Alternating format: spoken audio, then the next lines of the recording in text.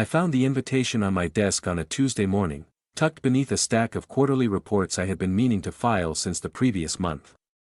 It was printed on cream cardstock, embossed with the company logo, and written in that particular font that management used whenever they wanted something to feel more important than it actually was. The annual winter gala. Dress code semi-formal. +1's welcome. I turned it over in my hands, read it twice, and then set it face down on the desk like it had personally offended me. The problem was not the party itself. I had been to 3 of these galas in the 3 years I had worked at Harrington and Associates, and they were fine. As corporate events went. Open bar, decent catering, the kind of ambient jazz that made you feel sophisticated even when you were standing awkwardly near the appetizer table because you did not know what to do with your hands. The problem was not the dress code, or the +1 policy, or even the fact that it fell on a Friday when I would much rather be at home with a book and a very large mug of tea. The problem had a name: Edward Travis, Senior Project Manager, East Wing. 32 years old. 6 feet of quiet intensity wrapped in well-fitted suits and an unhurried manner of speaking that made every word sound considered, deliberate, like he had already thought 10 sentences ahead and chosen the best one. Dark hair that curled slightly at his temples when the weather was humid. Eyes the color of good whiskey, warm and deep, the kind that made you feel seen in a way that was simultaneously wonderful and completely terrifying. We had been seeing each other for 4 months, no one at work knew. That had been my idea. I want to be clear about that. Edward had been willing to tell people from the beginning. He was, in many ways, the braver of the 2 of us, which was ironic given that I was the one who had kissed him first in the elevator after the Henderson Project wrap-up dinner, when we were both slightly wine-loose and he had been looking at me in that way he had, that quiet, patient, waiting way, and I had simply run out of reasons not to. He had kissed me back immediately and thoroughly, and when the elevator doors opened on my floor he had pulled back just enough to ask, very seriously, what this meant for us. I had said I needed time to think. He had nodded and let me have that time, which was either the most understanding thing anyone had ever done for me or a deeply sophisticated form of patience that I was not emotionally equipped to handle. What I had decided, after several days of thinking and one very long phone call with my best friend Kara, who told me I was being a coward and also that Edward Travis sounded like the kind of man who appeared once a decade and I should not waste him, was that I wanted to keep it private for a while. Not secret, exactly. Private. I had a complicated history with letting people at work know about my personal life. A previous relationship had ended badly and publicly, and the office had buzzed with it for months, and I had spent those months feeling like a specimen under glass, every interaction filtered through other people's knowledge of my heartbreak. I did not want that again. Not with something this new. Not with something that already felt, dangerously, like it might be important. Edward had listened to all of this. He had asked a few clarifying questions, the way he always did, and then he had said, "Okay, I understand, and I believe you. And I will follow your lead on this. Just tell me what you need me to do," and that was how we had ended up here. For months of lunches in different restaurants, evenings at my apartment or his, weekends that felt like a different world entirely, and 5 weekdays a week of nodding politely in hallways and sending professional emails and carefully not looking at each other for too long in meetings. It was exhausting, honestly, but it was working, I told myself.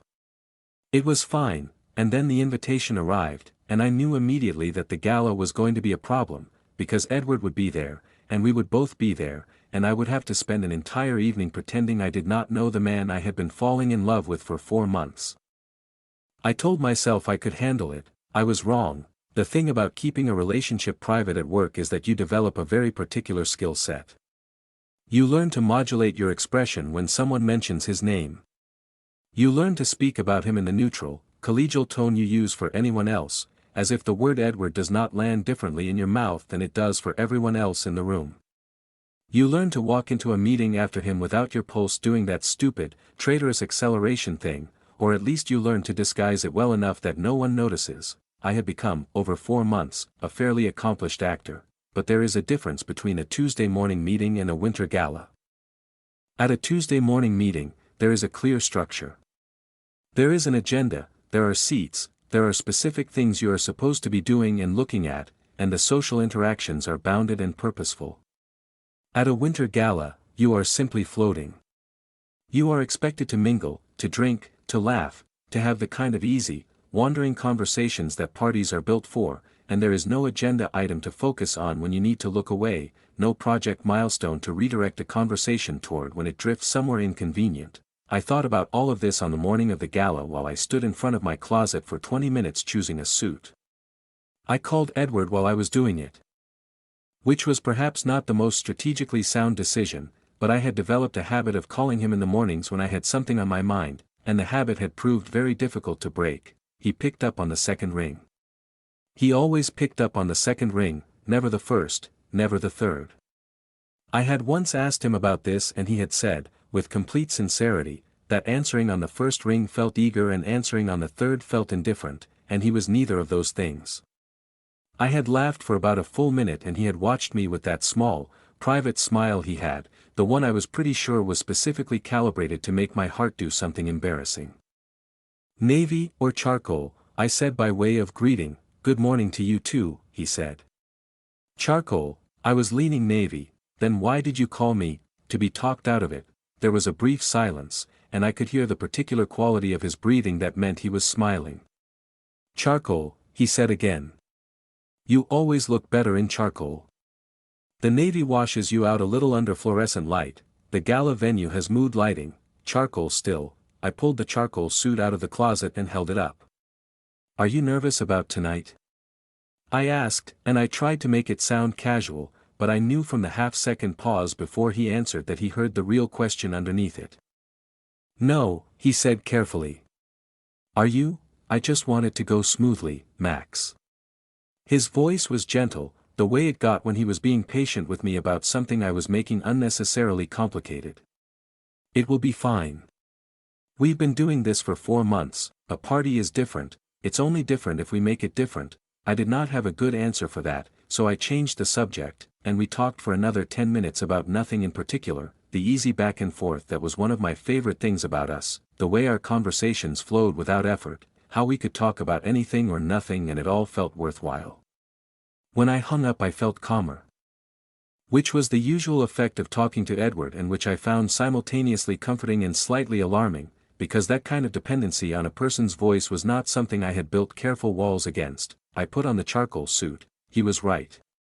I looked better in it. The venue was a ballroom on the top floor of the Mercer Hotel, rented out by the company every year for approximately what I imagined was the GDP of a small nation.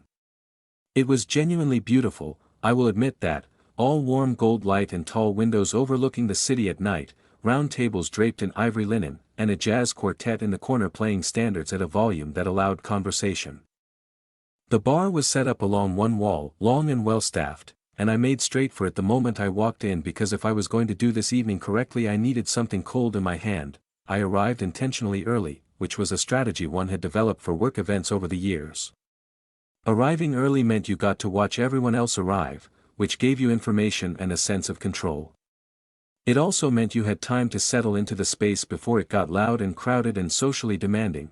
I got a drink, a club soda because I wanted to stay sharp tonight, found a spot near the windows, and began the careful work of being present and personable without being too present or too personable. Kara would have told me I was overthinking this. Kara was probably right. But Kara was also not the one who had to spend an evening 3 feet away from the man she was in love with while pretending he was just a colleague. I was in love with him. I had not said that yet, not even to myself in the clearest terms, but standing there with my club soda looking out at the city lights, I let myself think it plainly. I was in love with Edward Travis. Had probably been falling for months, since before the elevator, since maybe the first time I had watched him present a project in a meeting and seen the way his mind worked, sharp and thorough and completely unshowy about it, the kind of intelligence that did not need to perform itself. I was in love with him and I had been keeping him hidden and the two facts sat next to each other in my chest like stones. People began filing in around me. I smiled and nodded and made appropriate small talk with colleagues. With department heads, with people from finance whose names I had to quietly remind myself of. I was doing fine. I was managing, and then Edward walked in. He was wearing a dark suit, almost black, with a white shirt open at the collar, no tie. His hair was slightly more relaxed than his work days, that curl at his temple more pronounced, and he moved through the room with that particular ease of his, that quiet confidence that was never arrogance, just a man entirely comfortable in his own body. He glanced around the room in the measured way he had of taking in spaces, and when his gaze found mine I felt it in my sternum. I looked away. I looked deliberately, carefully, professionally away. Toward the jazz quartet, and I took a slow sip of my club soda and I told myself this was fine, this was the plan, we were colleagues, professional and cordial, that was all. I did not look back at him for a full 10 minutes, when I finally allowed myself a glance. He was talking to Marcus Webb from legal, laughing at something Marcus had said, and he looked completely at ease, and I hated, a little, how easy he made everything look. The evening progressed. People circulated. The food appeared and disappeared.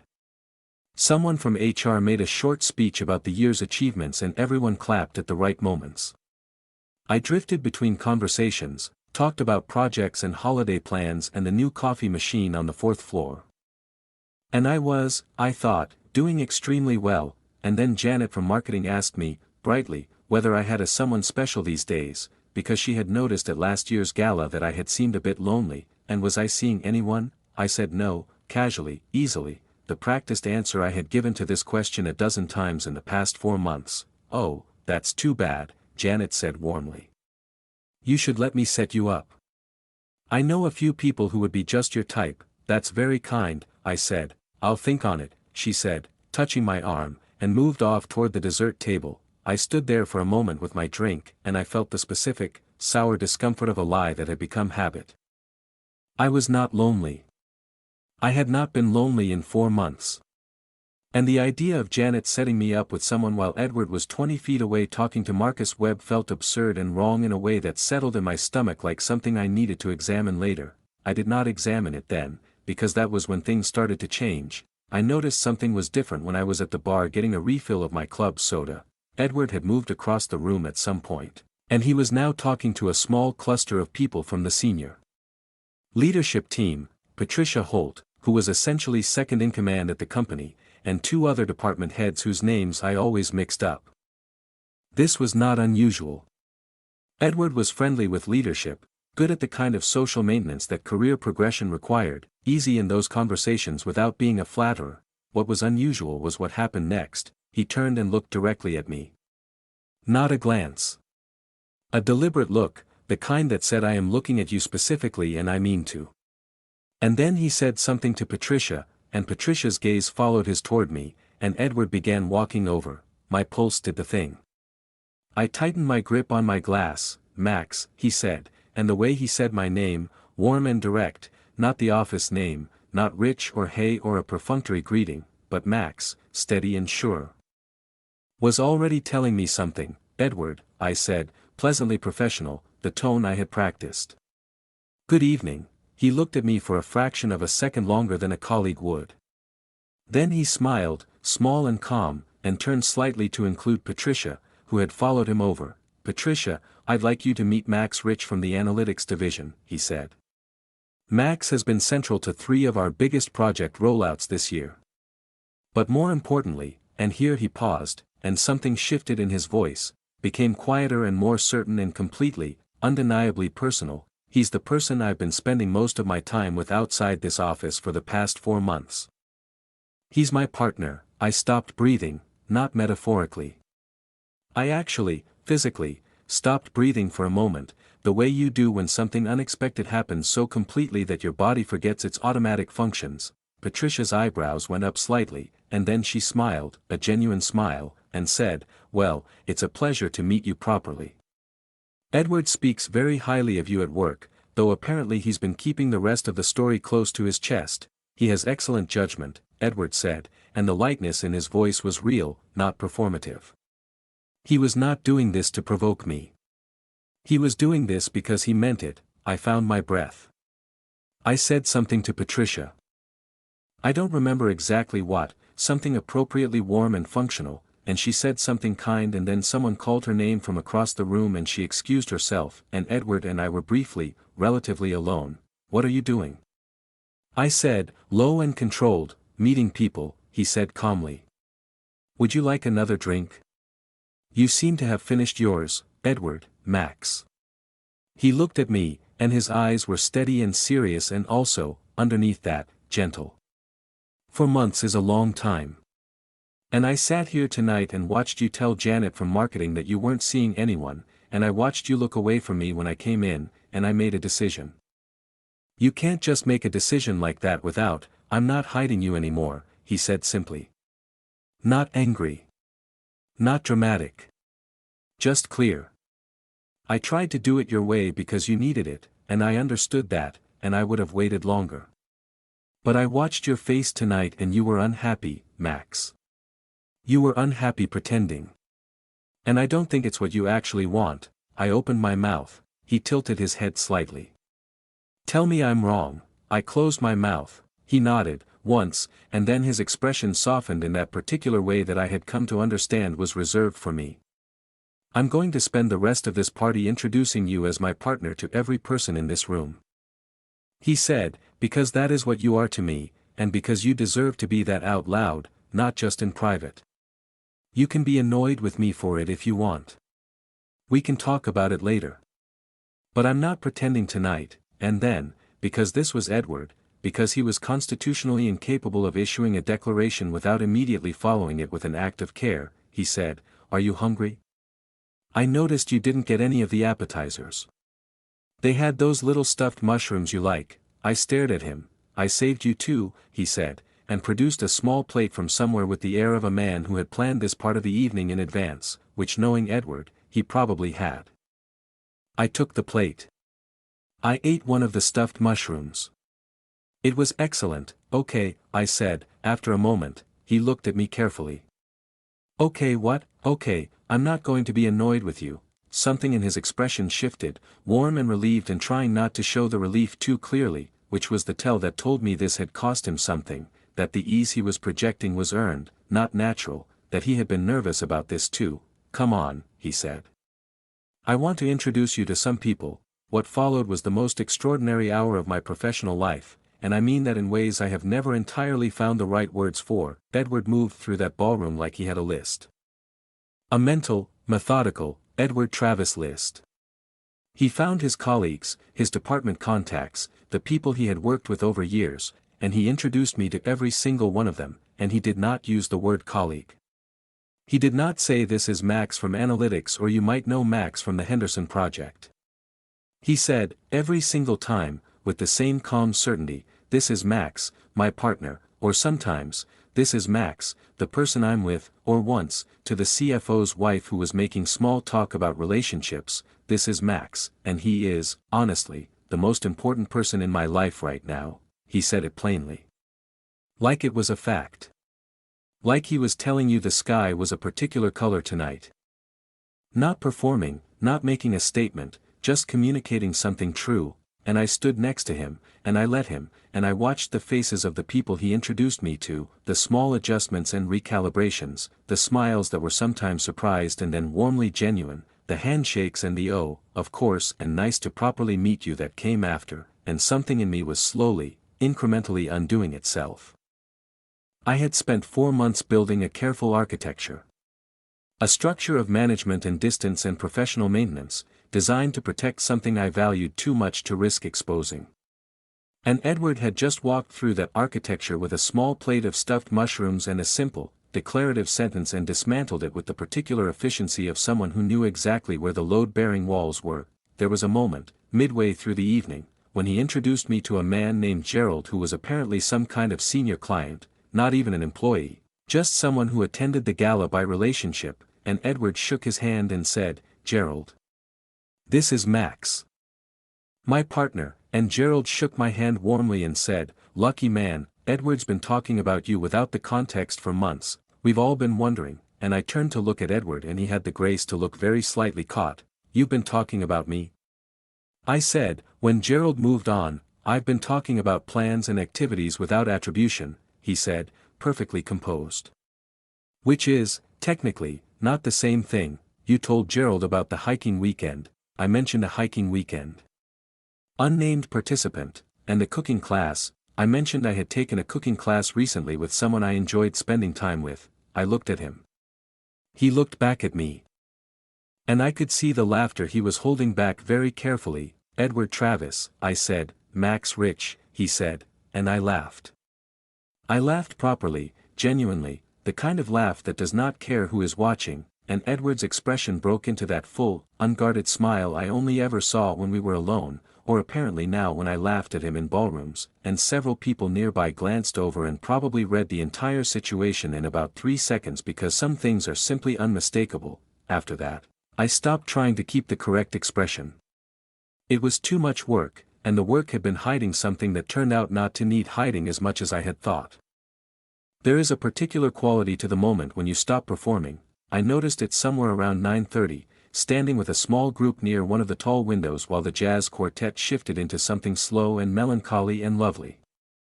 Edward was next to me, not touching, because we were still in a public professional space and he was, despite his evening of declarations, attentive to the line between personal and appropriate.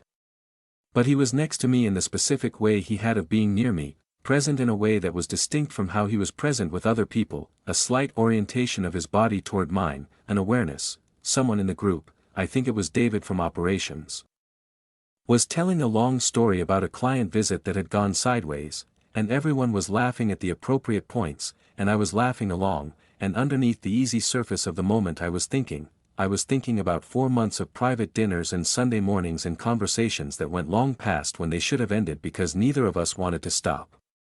I was thinking about the way Edward read, wholly absorbed, with his legs over the arm of the couch and a cup of tea going cold beside him because he kept forgetting to drink it. I was thinking about the night in the 3rd month when I had been having a genuinely bad week, nothing dramatic, just the accumulated weight of too much work and too little sleep. And he had come over without being asked because he had heard it in my voice on the phone and had not said anything about it, had just arrived with takeout and settled in beside me and not required anything from me except to be there, and I had fallen asleep against his shoulder watching a film I had already seen twice and it had been one of the best evenings I could remember. I thought about all the times I had almost said something. Not almost told someone at work about us, that had never been the near miss. The near miss had always been the other thing. The larger thing. The thing I had been careful about because saying it changed the stakes in a way that was difficult to come back from. David finished his story. The group laughed.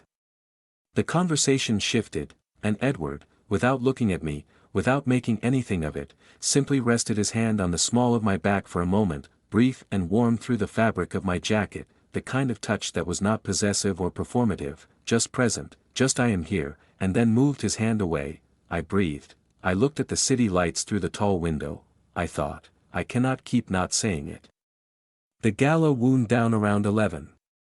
People said their goodbyes in the gold-lit ballroom, claimed coats from the cloakroom, made plans for the following week with the particular optimism of people in the middle of a pleasant evening. I said my goodbyes, professional and warm, and I was aware, in each goodbye, of something that had shifted in the quality of those interactions, a small adjustment in the way people looked at me, not unkind, just slightly recalibrated, the way you recalibrate when you have been given new information about a person. It was not unpleasant, it was, actually, something close to a relief. Edward and I did not leave together, because even with the evening's developments I did not want our first public departure together to be from a company event. He had understood this without being told, had made his own exit a few minutes before mine, and I found his text message as I was waiting for my car outside. It said, "You were brilliant tonight. I'll put the kettle on." And then it said, "The charcoal was absolutely the right choice." I stood on the pavement outside the Mercer Hotel and I read that message twice and I felt something in my chest that was too large for the moment, too large for a text message about a suit jacket, too large to be explained away. My car arrived. I redirected it to Edward's address. He opened the door before I knocked, because he had heard the car, which was the kind of attentive awareness he had that still occasionally caught me off guard. He was in a slightly more relaxed version of his evening, jacket off, sleeves rolled up, holding a mug and looking at me with that calm, patient expression. "I thought you might come here," he said. "Did you plan that?" I asked, stepping inside. "I hoped," he said honestly, and stepped back to let me in. His apartment was the way I knew it, warm and unhurried, books in several stages of being read, a lamp throwing good light across the living room, the particular quietness of a space that belonged entirely to its occupant. I sat on the couch and he sat beside me, handed me the mug he had been holding, which was already exactly the tea I would have asked for, and we sat for a moment without talking. "Are you angry?" he asked, after a while. "No," I said. And then, because it was true, I was, for a moment, in the middle of it. Not really angry. More like. I searched for the word. Exposed. And then after that I realized I was mostly relieved. He was quiet, listening, and the quality of his attention was the same as it always was, full and honest and without agenda. "You were right," I said. "About what you said at the bar." I was unhappy pretending. I had been unhappy for a while, actually. I just kept telling myself it was manageable and worth it. Was it worth it? I considered the question properly, the way he had taught me to do, not reflexively but carefully. At the beginning, maybe. For the reasons I gave you. But that stopped being true a while ago and I kept the structure anyway because I was. I paused. Scared, I think, of what? I looked at him. He looked back, and the warmth in his eyes was real and steady and had been real and steady for 4 months, without condition, without pressure, without asking more of me than I was giving. And I thought about the difference between the managed, guarded version of myself I had been performing at that party for the first hour and the way I had felt after he introduced me to Patricia, exposed and undone and, underneath the exposure, lighter, of this being real, I said. Of something being real enough to lose. He was quiet for a moment. Then he said, very gently, "I have been waiting for you to say that." "How long?" "Since about month 2, he said, with a small smile.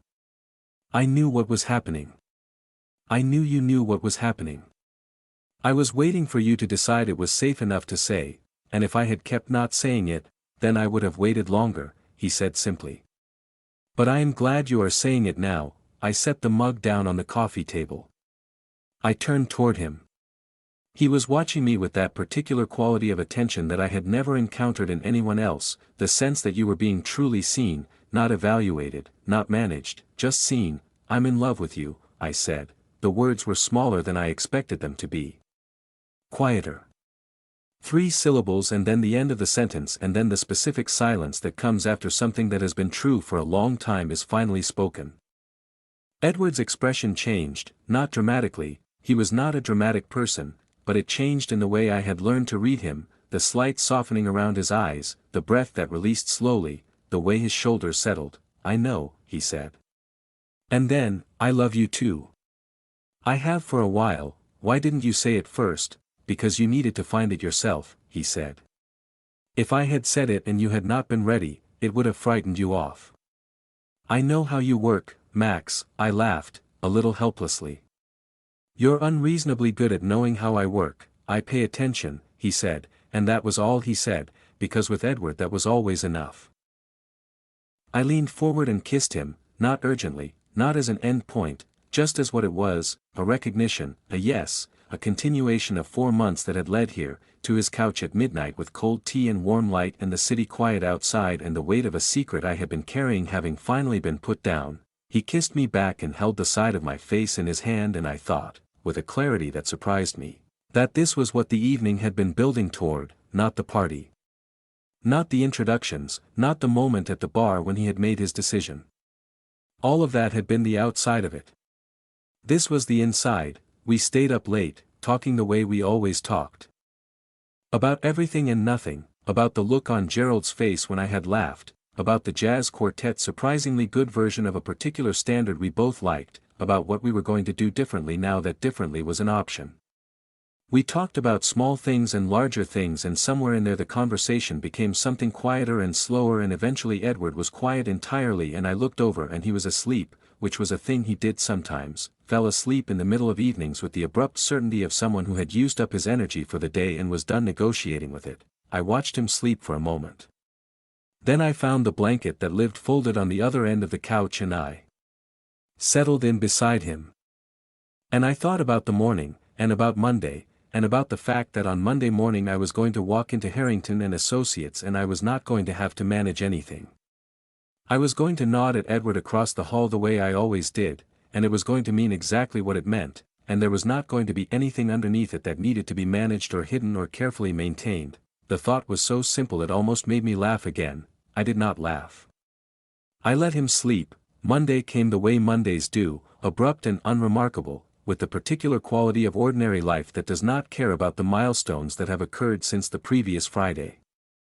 I showered. I made coffee. I put on a suit that was not charcoal, because I felt like making a point only I would know about, and then I thought about it and changed back to charcoal anyway, because Edward was right and I was done pretending otherwise. I took the train to the office. I got coffee from the cart on the corner.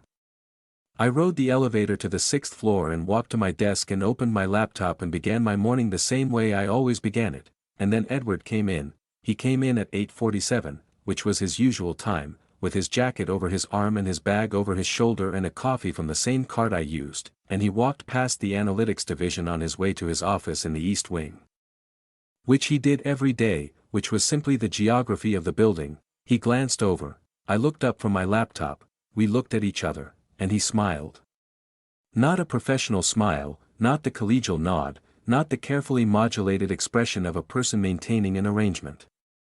He smiled the way he had smiled at midnight on his couch, the unguarded one, the real one, and then he kept walking because he had a meeting at 9 and he was never late. I looked back at my laptop, my phone buzzed. Good morning, it said. Charcoal was still the right choice. I smiled at my phone like an idiot in full view of the open plan analytics division and I did not care at all. Kara called me at lunch. Tell me everything, she said, before I could say hello. Marcus Webb told his partner who told someone in my yoga class who texted me at 7 this morning. Apparently Edward Travis introduced you as his everything to every single person at the gala on Friday, his partner, I said, correcting her. He introduced me as his partner, he introduced you as the most important person in his life to the CFO's wife, Max, that is categorically someone's everything.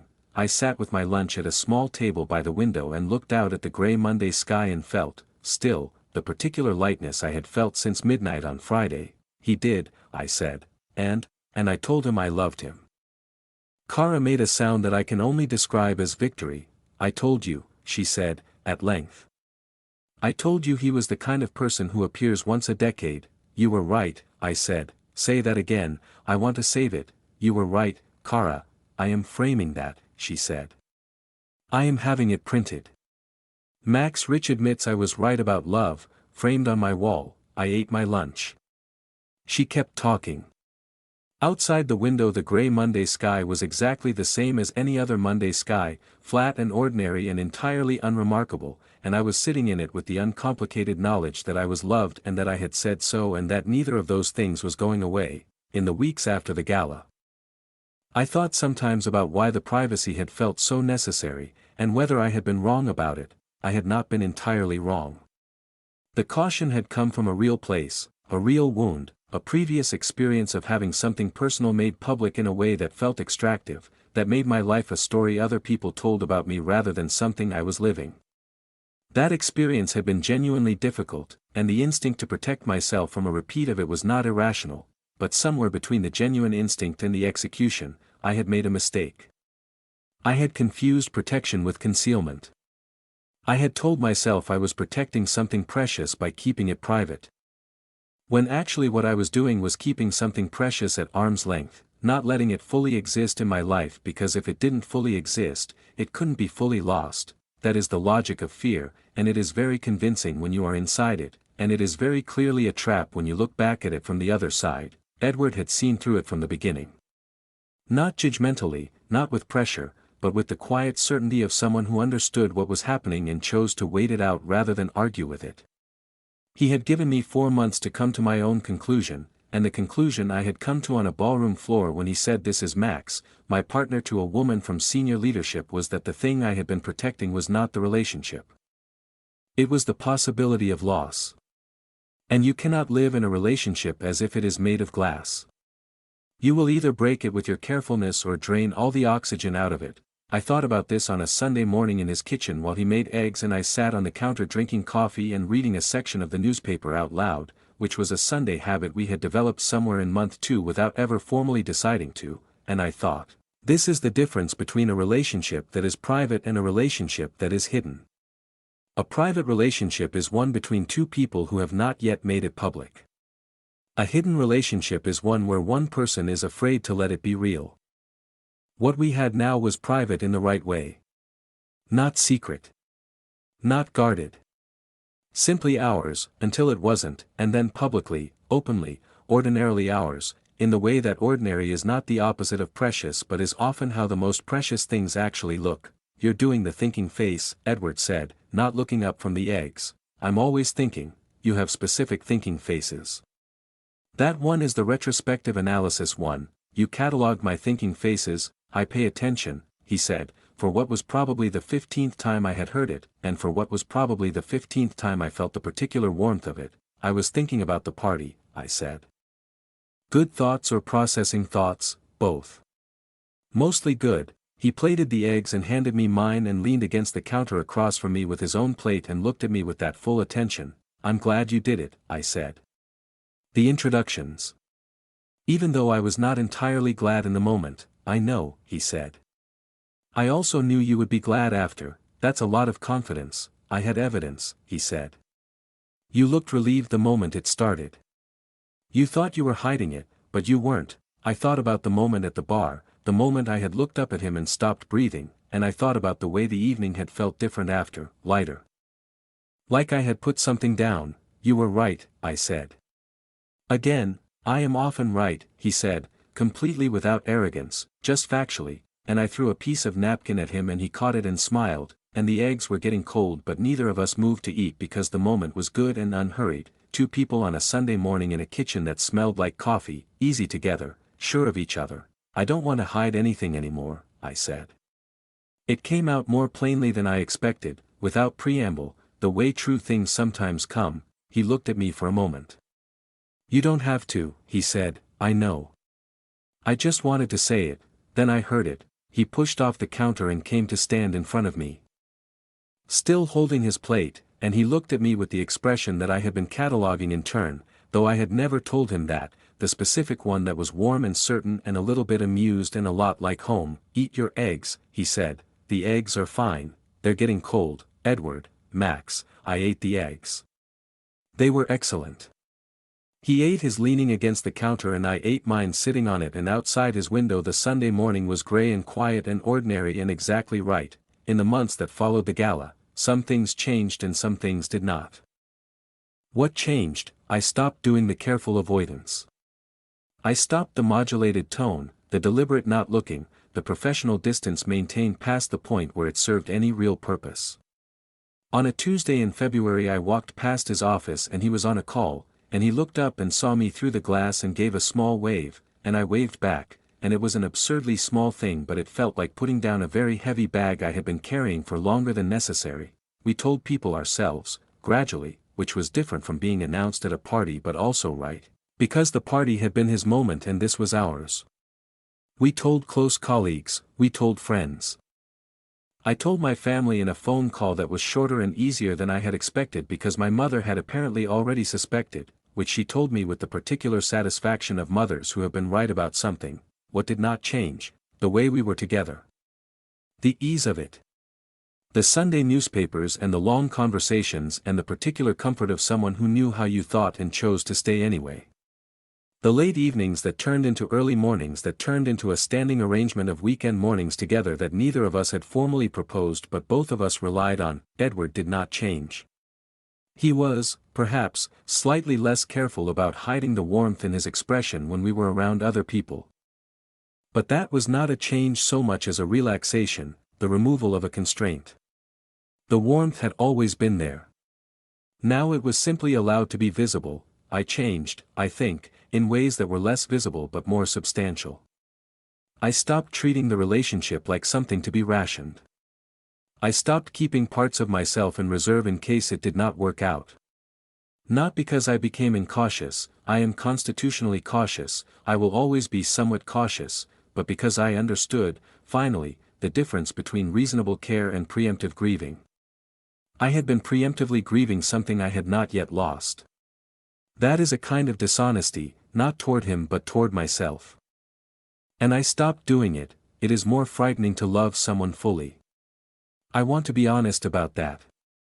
There is a specific vulnerability in allowing something to be completely real, in not keeping an emotional exit available, in saying, plainly, I am in this and I intend to remain in this and I am not managing the possibility of its ending at the same time that I am participating in its living.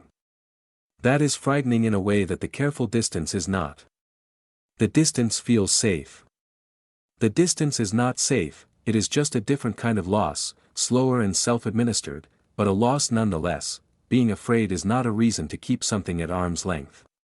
It is simply information. It tells you that the thing matters, which you already knew. They sent the invitation in November again. Cream cardstock, embossed logo, that particular font. The annual winter gala. Dress code semi-formal. +1's welcome. I found it on my desk on a Tuesday morning and I picked it up and I stood there for a moment, not with dread this time. Not with the weight of management and strategy, just with the ordinary recognition of what this year had been and what this invitation now meant. I sent Edward a text message. It said, "The gala invitation arrived," he replied almost immediately. He said, "Yes." And then, "Navy or charcoal?" I stared at my phone. I wrote back, "Are you seriously going to have this opinion about my suits for the rest of our lives?" He wrote back, "Absolutely yes." The answer is still charcoal. I laughed at my phone in the middle of the analytics division, and the two people nearest to me looked up, and I did not explain, because some things are simply yours, private in the right way, and I had learned the difference. The venue was the same ballroom. Same gold light, same tall windows, same jazz quartet. I arrived this time with Edward, which was such a small thing and such a large thing simultaneously that I had to hold it lightly in my mind on the way there or I would have made too much of it. We arrived together. We handed in our coats together. We got drinks together, mine a club soda because some habits hold. His a glass of white wine that he nursed slowly across the whole evening. Patricia Holt found us within the first 20 minutes, which I suspected was not coincidental, and she shook my hand and said, "It's good to see you properly again," and I said, "It's good to be seen." And she looked between us with the expression of someone who understood exactly what had transpired over the previous 12 months and found it entirely satisfactory. We moved through the evening together, not joined at the hip, not performing anything, just present and easy. I talked to my colleagues, Edward talked to his, and we converged and separated and converged again the way two people do when they are comfortable with each other's independence. He was across the room talking to Marcus Webb for a while and I watched him from the windows, laughing at something, relaxed in his body, and I thought about a year ago and about the elevator 3 months before that and about Sunday mornings and eggs and cold tea and the specific gift of being known by someone who chooses, every day, to keep knowing you. At some point in the evening Janet from marketing found me again. "Max," she said warmly, "how are you? I feel like I haven't seen you properly in months. How are things? Are you seeing anyone? Last year I offered to set you up and then I never followed through." I looked at her. "I am, actually," I said. "I'm seeing Edward Travis. We've been together for about 16 months now." Her eyes went wide with delight. "Edward from project management? Oh, that is wonderful. How did I not know this?" "It was quiet for a while," I said. "But it's not quiet anymore." She pressed my arm with both hands and said something kind and warm and then went off toward the dessert table exactly the same way she had the year before, and I stood there in the gold light with my club soda and I felt nothing except uncomplicated, honest happiness. Edward appeared at my elbow. He had a small plate. "They had the stuffed mushrooms again," he said. I took one. "It was excellent." "The same as last year." "Excellent." Janet asked if I was seeing anyone.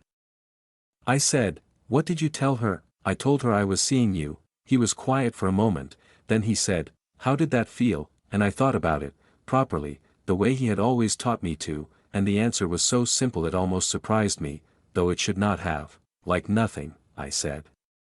"Just like the truth." He nodded, and I could see in his expression the particular satisfaction of someone who has waited a long time for something and has been entirely correct about its being worth waiting for. The jazz quartet began a new song, something slow and swaying, and around us the ballroom moved and murmured and sparkled with candlelight and good company. And I ate the stuffed mushroom and stood next to Edward and looked out at the city through the tall windows and thought, this is it.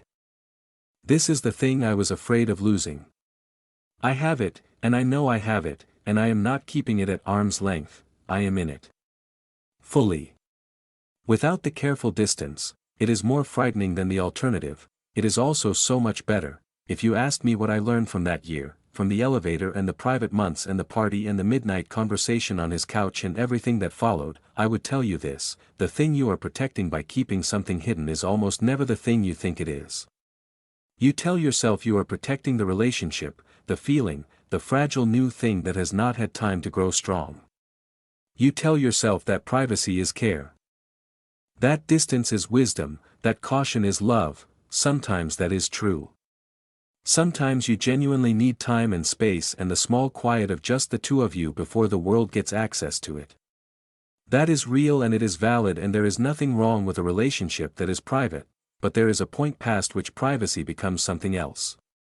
There is a point at which you are no longer protecting the thing but rather rationing it, keeping it partial so that you can manage the weight of it, so that it cannot become large enough to truly hurt you if it goes wrong. And at that point you are not protecting anything. You are just preventing the thing from being fully real. Edward understood this. He waited until the evening I could not have explained it to myself, and then he went around a ballroom and introduced me to every person in it and made me real, and I was annoyed for about 45 seconds and then I was the most relieved I had been in 4 months. I am in love with him. That is not a guarded or managed sentence. It is just true, the way that some things are simply true, without needing to be handled carefully or spoken in a particular tone. I am in love with him and he loves me, and we eat eggs on Sunday mornings and argue gently about suit colors and talk past midnight and wake up on ordinary weekdays and go to ordinary workplaces and live an ordinary life that is, in all the ways that matter, entirely extraordinary. He is still usually right. I still do not always admit it. He still smiles when he knows I know he was right and I am just taking my time getting there. That has not changed. I hope it never does. If you made it to the end, you're my kind of person. Leave a subscribe, comment down your favorite part of the story, and if you want to read stories early, get bonus content, or just support the channel, my Patreon link is in the description. It means the world.